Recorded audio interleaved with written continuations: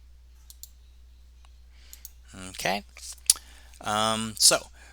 It's for 20 plumbing widgets. So here's where we actually get to use the items that we created. So we weren't able to use them in our purchase documents, but we can use them in our sales documents. So we can specify plumbing widgets, $25 each. We're selling,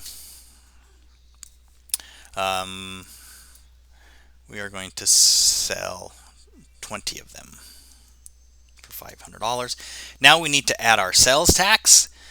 So we don't have any sales tax set up yet. So we need to figure out how to set up our sales tax.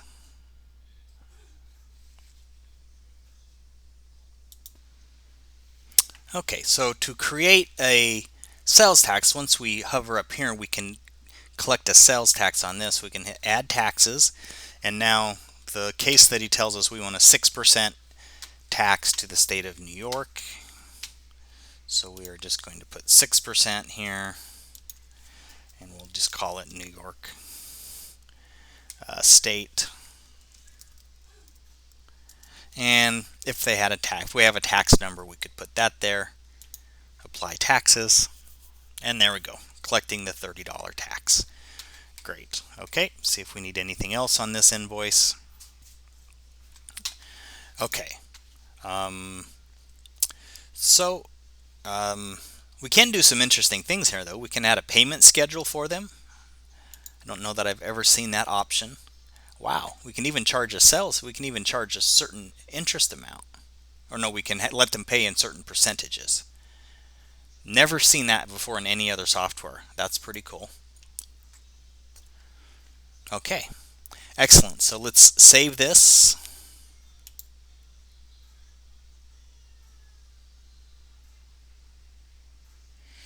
Okay, and then in here, let's go in, pretend we emailed it or printed it. And so we are going to say mark as sent. Okay, so let's look at our rubric now. So we were able to add inventory to the invoice through that item. We were able to charge sales tax on the inventory. Did it record cost of goods sold? No, because it's not tracking our quantity of inventory, so it would be impossible for it to make any sort of cost of goods sold calculation. Okay, there we go. So next step, on January 31st, create an invoice recurring monthly to Trampoline City for $100 per month for a service contract. No sales tax is collected, and let's do this through a item if at all possible. So let's go up here to our settings, item and services, create a new service. We're going to call this a service contract.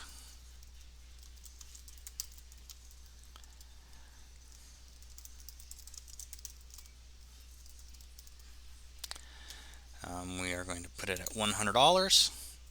If we wanted to collect sales tax, we could indicate that here.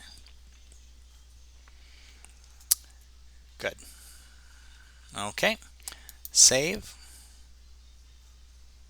Excellent. Let's go to our invoices now. We want to create an invoice to Trampoline City. Let's see if we can create that on the fly here. So new invoice, create the client on the fly. Add a client. Can we go down to company name? Yep, company name. Trampoline City. Okay.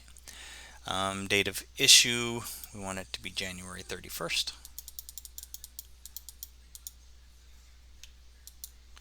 Invoice number, okay. So here, let's use the item we just set up. So we want to set up bill them for a service contract, $100, no taxes. There we go, we're done. Again, is there a way to show this as being sent? This. Okay, what if we just go through continue? So send. Okay, so this would be how we send it via an email, or we could create a shareable link. Okay, we don't want to do that.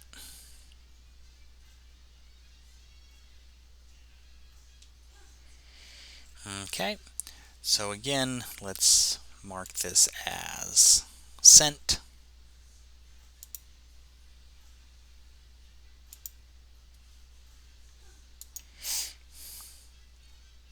Okay, let's go over here, create an item for a service contract. Yep, that was pretty easy to do. Set up an invoice to automatically recur. Oh, that was supposed to be a recurring invoice. So let's go back. Let's edit this invoice.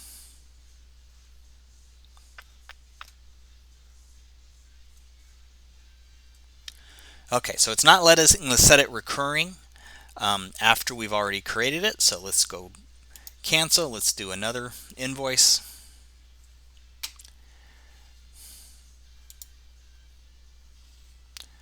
New invoice. Trampoline City. Now, when we do recurring invoices, we can't backdate them because those prior months have already occurred. So it doesn't make sense to set up recurring invoices for times that have already passed. So we're going to just use today's date and we're going to make it recurring. Okay. Now, is it going to give us options? Yep. So next issue date would be today. We can do it monthly after that, weekly, monthly, yearly. Okay. How many? Send automatically. I kind of like having it just create the drafts and then I have to actually click the button to send it so I know it goes out. Okay. Very easy to set up a recurring invoice.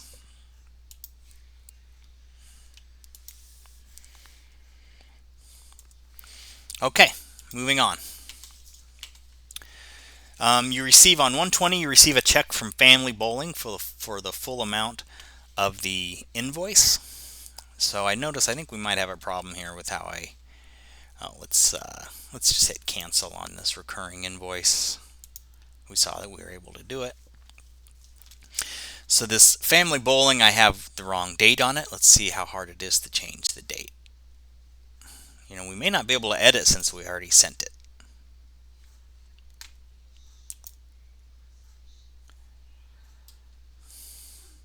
Yeah, we are able to. Okay, so this was supposed to be 116.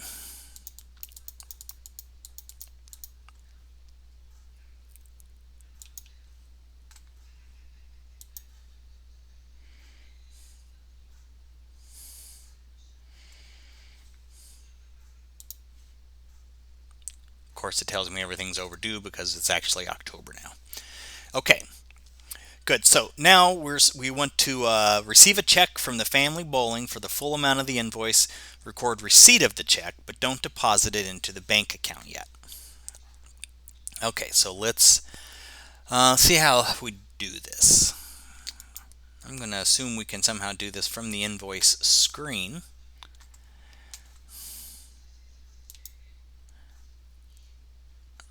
I'm guessing add a payment. Payment method. Check. Payment date was January 20th.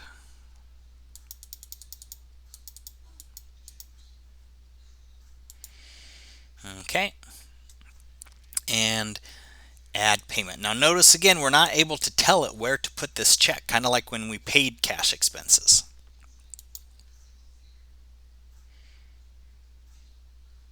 Okay, so we can scroll below the invoices and payments for that invoice. I really like that. Yeah, that's not something you commonly see. So in the invoice screen, you can actually see payments applied to that invoice. That's pretty nice. Okay, go back to our invoice screen. Now,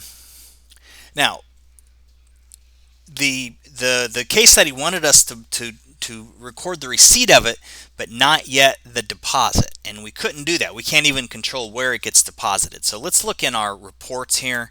I'm guessing it went to our petty cash account, which again is just not very convenient. Let's look at our general ledger. No, it did not. Well, where did it go? Actually, here, maybe we need to look at what our filters are here. Yeah, that's the problem.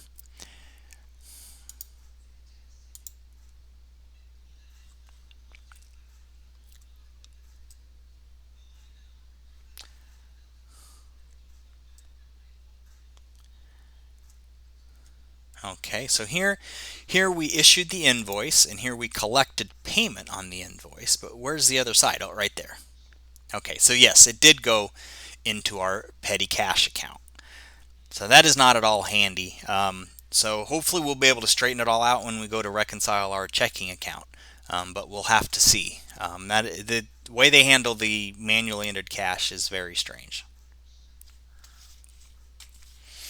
Okay, so let's go to our scorecard.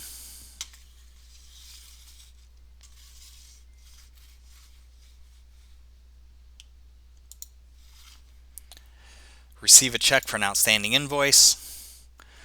Don't deposit the check. No, we weren't able to put it into. So most good programs will have an undeposited funds account where you can accumulate all of your undeposited checks until you make one big deposit into the bank. We weren't able to do that. It showed up as a separate deposit, and it showed into our petty cash instead of our checking account. Okay.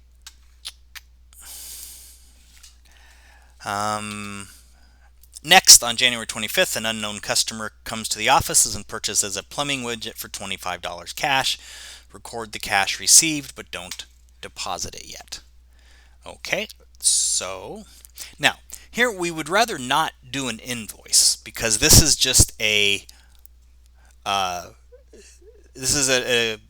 transaction that happens immediately. We sell it, we collect the cash at the same time. There's no point in issuing an invoice and then a payment received on the invoice. So we'd like to just enter it directly as income. So let's see if we can do that.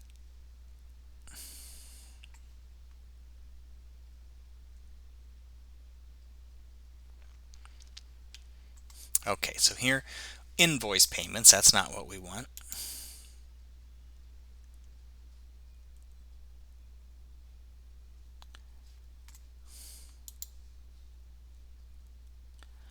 I think we can probably show it here. Okay.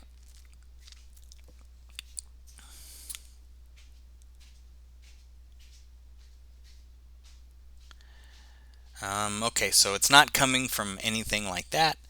I'm just going to say, I don't know, maybe cash. Or maybe we'll just call this walk-in customer. So it's not common for us to have walk-in customers. If we had like a storefront, we would need a point of sale system, and then that's where we would link to this checkout link payments. Payment date was 01/25. We do need to collect sales tax on this. Okay, so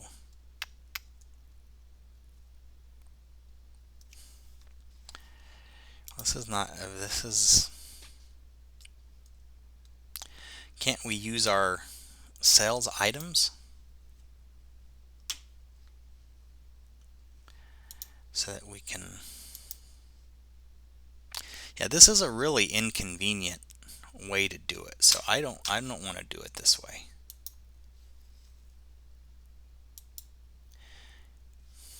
Is there any, I don't see any way to do it there.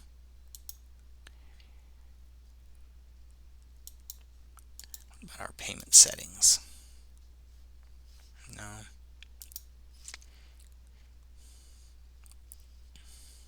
Okay. Yeah, I don't see any real easy way to issue just a receipt, so I'm going to go ahead and do it as an invoice because customer is going to want a receipt, and I don't think we're going to be able to give them a receipt in that other income function there. But invoices are pretty easy to create.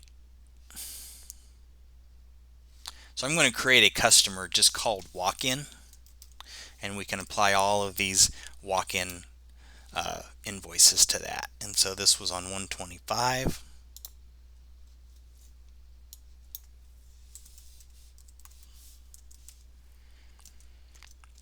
Okay, and we can just do plumbing widget, $25, quantity 1, add tax, apply, add tax. Oh, I guess we got to put a check mark, apply, and there we go. Very good. So we can save it.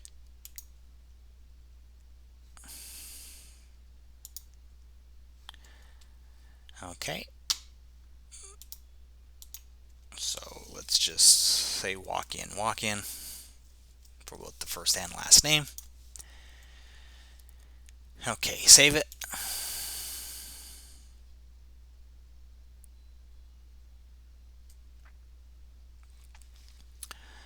Okay, open it up, add a payment, cash, and then we know this is going to put it into our petty cash. Okay, go back to our invoices. Okay, so it could not do a sales receipt without an invoice. Kind of unhandy. Okay, next, on 130 you receive a check from Big Time Diner for $200 towards the invoice. Later that day you receive the other $330. You combine these checks with the one from Family Bowling and the $25 and deposit them all into the bank. Okay, so let's look at our invoices. They're telling us Big Time Diner short paid us is what you call it, so you receive payment but not the full amount. So let's open the invoice. More actions. Let's add a payment. So they came in and they gave us a check for $200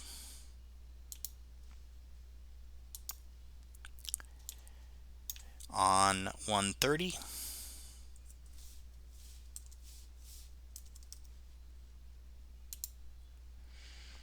Okay, add a payment. And good, now notice it reduced that to 330. We come down here, we can see that we've received the $200 payment, and here we can see the detail of that $200 payment. So excellent, that's what we wanted to see. We're able to accept a short payment from a customer. Nice. Okay, now it told us later in the day they come in, pay the other $330. So the only reason we separated is we wanted to make sure we could receive a short payment, and we can. So now they paid the other $330. That was on 130.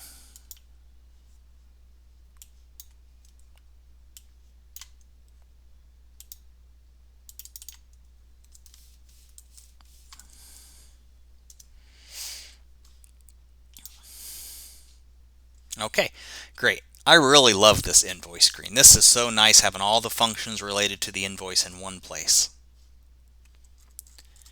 Okay,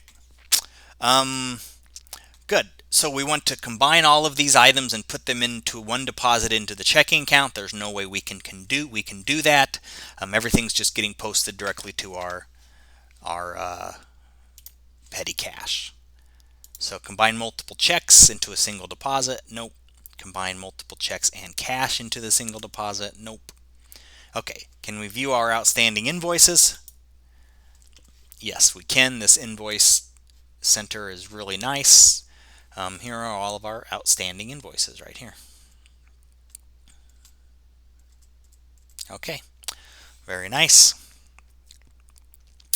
On 2.5, Big Time returns 2 plumbing widgets. Accept the plumbing widgets back into inventory. Okay, so Big Time Diner returns 2 plumbing widgets. Now we know we're not going to be able to accept them into inventory because we're not able to track inventory. The bigger item is we want to issue them a credit memo, including an adjustment for a sales tax. Okay. So this is going to be under our clients here.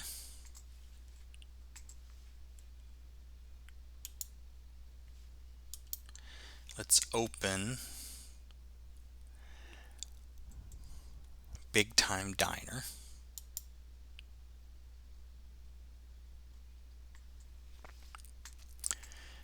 Can we create a new credit? So right down here actually is credits. Bingo. Credit. Okay. We're issuing the credit on 2/5.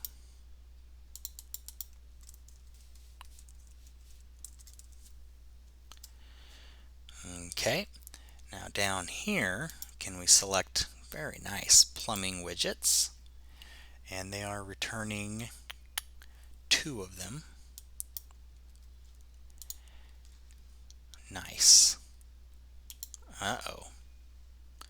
So not only do we have to give them this $50 for the plumbing, what about the income tax? We need to refund their income tax as well.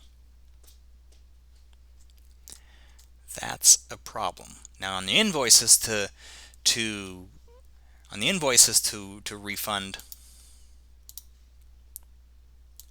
the sales tax, all you do is click here and then there's an add tax button.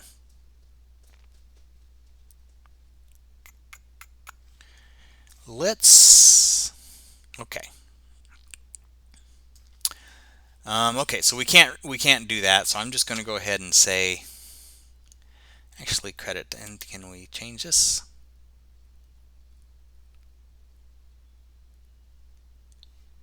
So prepayment used for recording payments received before sending invoices, credit note.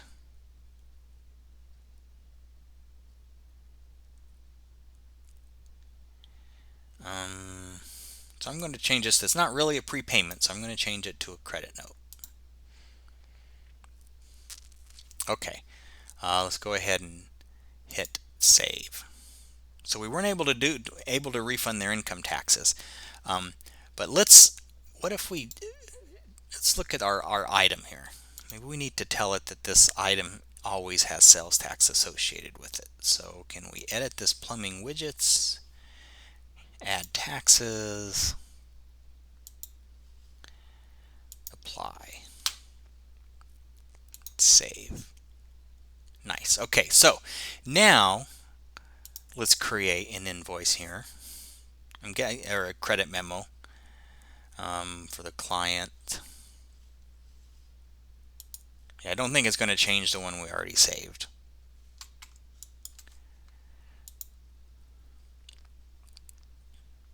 But what if we let's create another one and see if it would work correctly now. So credit. Okay, and if we add plumbing widgets down here. No, it's not refunding. It's not refunding their sales tax. So that's kind of a problem.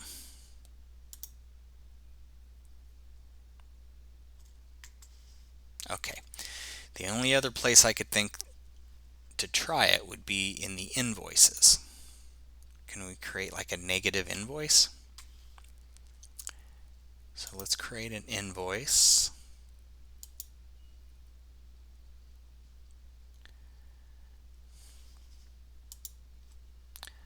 Plumbing widgets, negative 2. No, it doesn't let us put in negative numbers. Yeah, when I put the negative sign, it just puts 0. Okay, so no, I do not believe there's a way to refund their income tax. That's kind of a problem.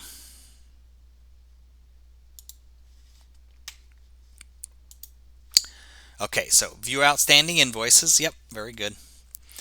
View outstanding invoices without generating a report. Yep. Issued a credit memo. Yep. Include the sales tax adjustment. No, we weren't able to do that.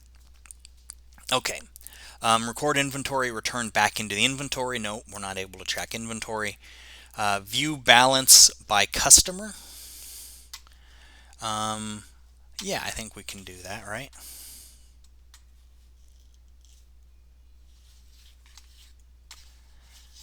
Well, yeah, I know we can. So we can do that. Okay.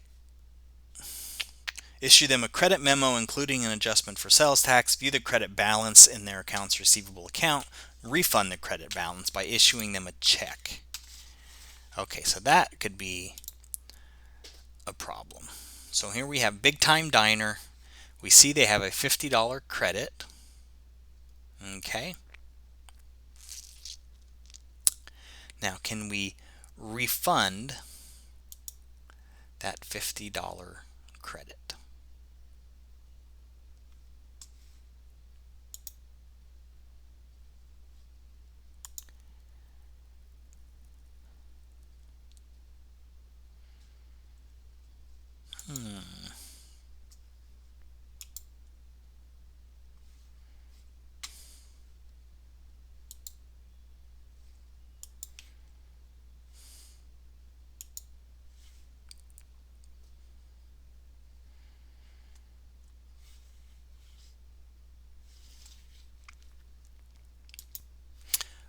So I'm back. I've done a little research. I don't find any way to write a check directly to refund a credit. So I think all we can really do is go in here to expenses and record an expense for the $50 refund.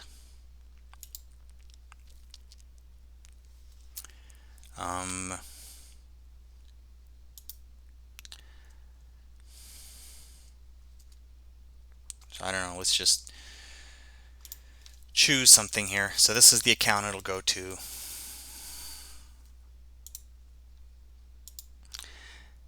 Let's see if we can put in a. Now we can't put in a customer here, so we're going to have to create a merchant for Big Time Diner.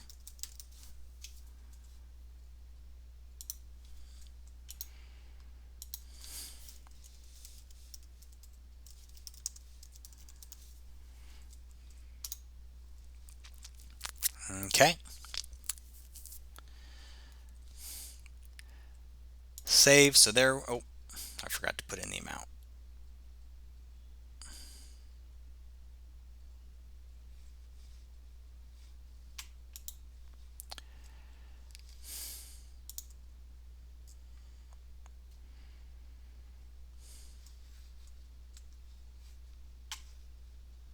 Let's go over here to this expenses tab. Here we go. Edit this.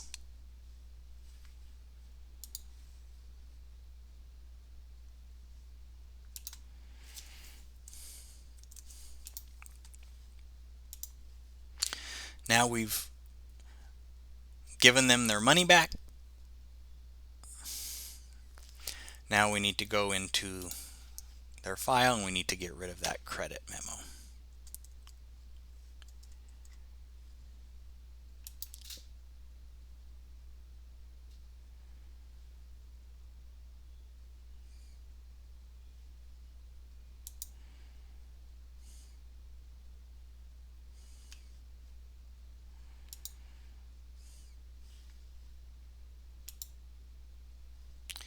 And let's delete it because now we've paid for it. So this is really not a great way to do it at all. But it's really the only way I can see to do it in FreshBooks. So we were not able to issue a check for the refund.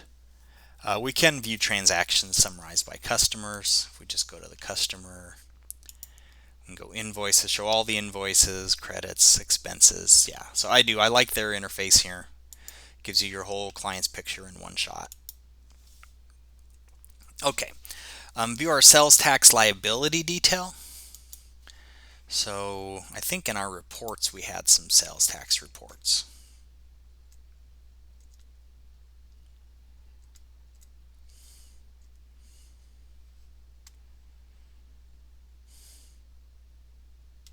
Here we go. Here's a sales tax summary. Okay, so yeah, so we've collected $31.50 from New York State. Okay, very nice.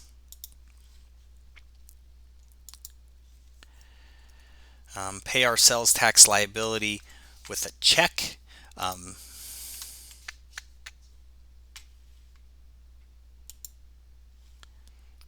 So how can we pay this liability of $31.50?